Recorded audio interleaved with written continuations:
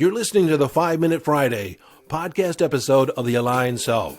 This is your host, Daniel J-N-O-V.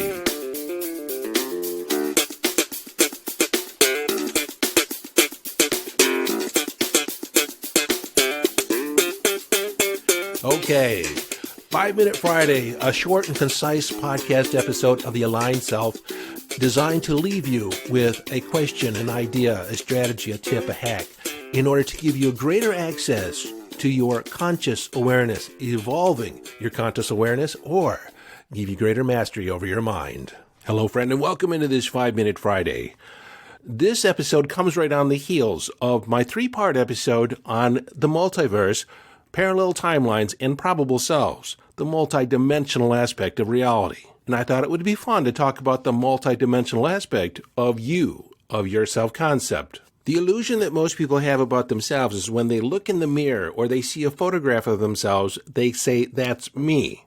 But it's really just a representation. It's reflected light for the most part. But from my perspective, you are a multidimensional being. You are all at once part of everything and also nothing in the same breath. When I say nothing, you are no thing. You can say, "But Daniel, I take up space. There's a body here. I walk around. I go to work. They pay me to show up. There is a me here." Yes and no.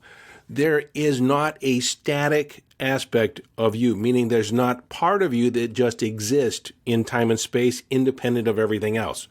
You are a dynamic collection of concepts, ideas, emotions, ways of being.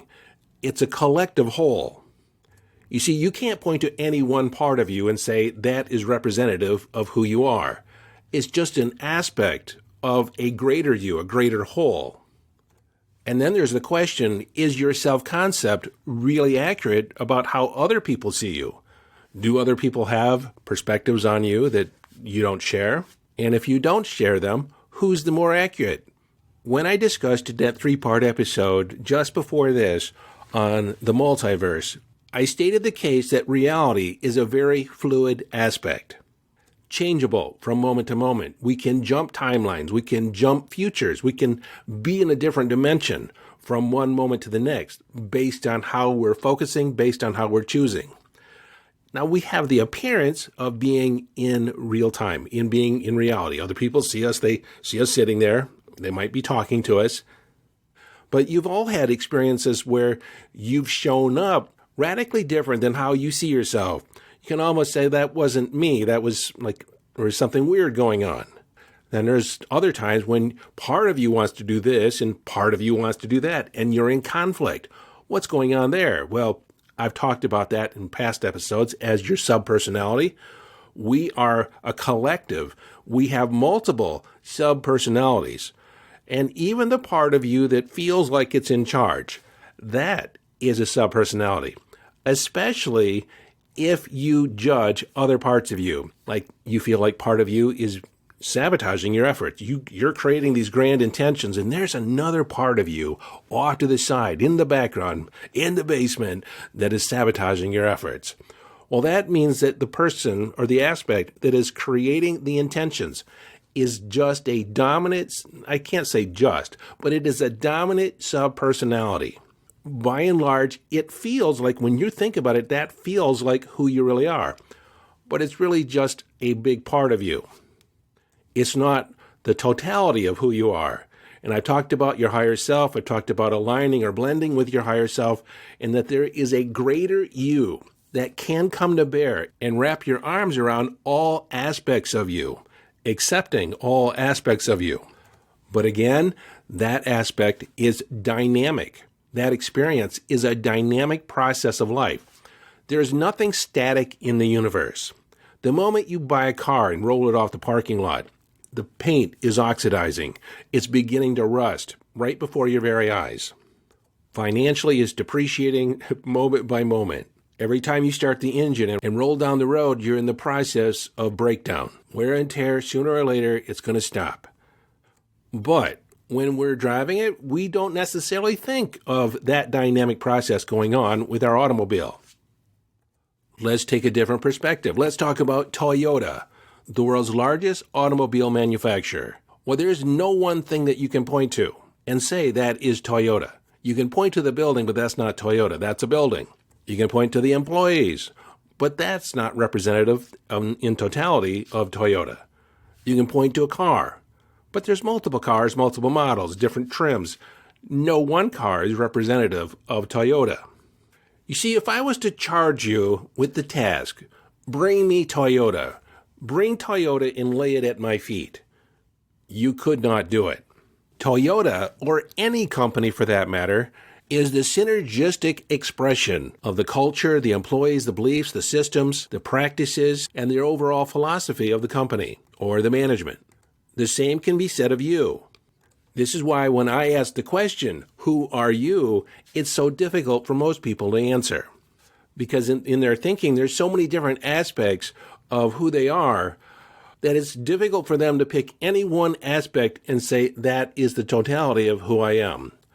Recently, I did a live presentation where I talked about subpersonalities, and I asked people, do you know who you are? One woman raised her hand and said, I'm kind and loving.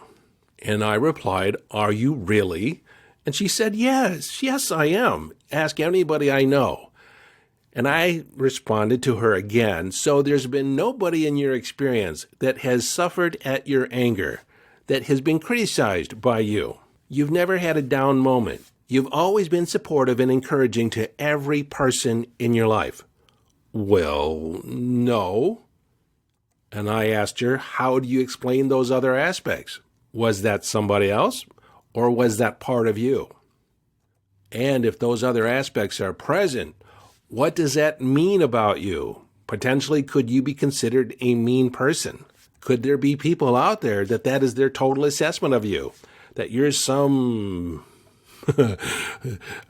tyrannical, over-emotional woman. Could someone say that? She took a deep breath and said, maybe. I know that for myself because I can describe myself as loving and kind and compassionate. Yet I've had moments where I've been over the top angry, less than kind, critical. And sometimes those moments are hard to describe or hard to understand where they're coming from. I get that they're coming from my past. I get they're coming from a less evolved aspect of my ego. Those pop up less and less than they ever used to, but they're by far not quelled completely. So, in the end, who are you? Well, without conscious intervention, for the most part, who you know yourself to be is a collection of knee-jerk, habitually learned responses that you've adopted over the years in order to survive childhood with the least amount of pain and hopefully, cross your fingers, with some pleasure. Depending on the parental situation that you grew up in, you are trying to gain attention or fly underneath the radar.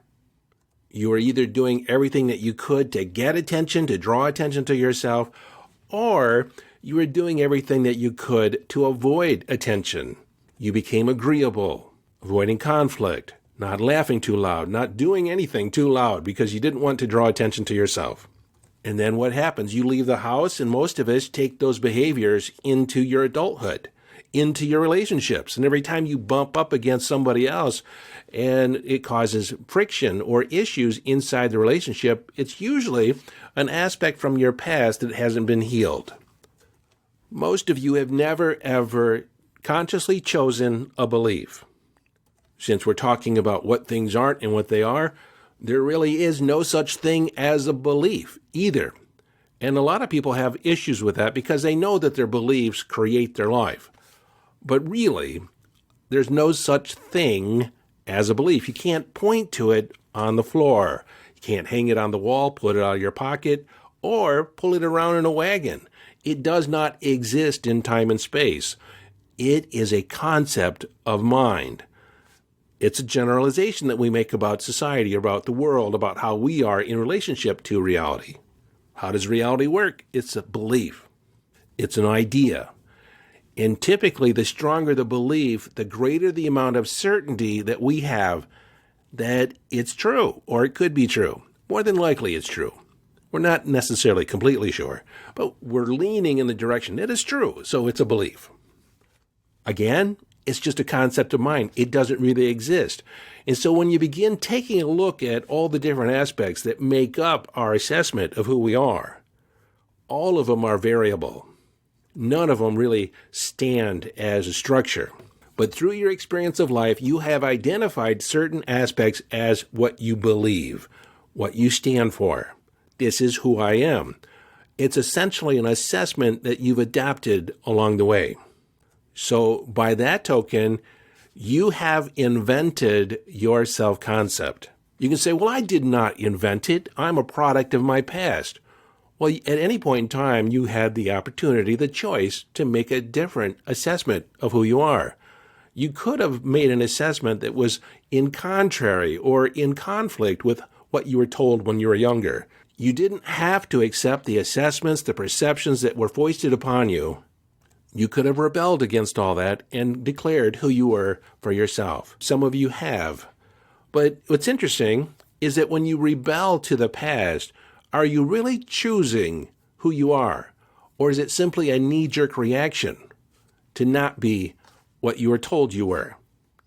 I've thought about self-concept a great deal in my life. If you've listened to the podcast for any length of time, you may have heard me reference when I was 13 years old and the school counselor of my junior high or middle school asked me off the cuff, it was out of left field, Daniel, who are you? Well, the question shocked me and I had no real response. I said, well, I'm me. And he replied, no. Who are you? And I thought about it for a minute, and I didn't have an answer. So I said, I guess I don't know. And then he gave me the charge, figure it out. And figuring out who I am has been my mission ever since. Well, my school counselor was a product of the 60s and the human potential movement, the age of Aquarius, the dawn of awakening. And so there was a lot of talk about discovering who you were. And I bought that for a while. Because the idea is that we don't really know who we are. And through our investigation, we can discover what our likes are and what our dislikes are. Now, like I said, I bought that for a while, but after really thinking about it and then also being introduced to neuro-linguistic programming, I realized that I can invent myself. Doesn't matter who I've been. What matters is who do I want to be. So if you're not yet the person that you want to be or think you could be, then consider it a possibility that you could be if you begin making some conscious choices. So the thrust of this episode was to reveal that you're not necessarily who you think you are. You are a collection of different ideas, different behaviors, different beliefs, different mindsets.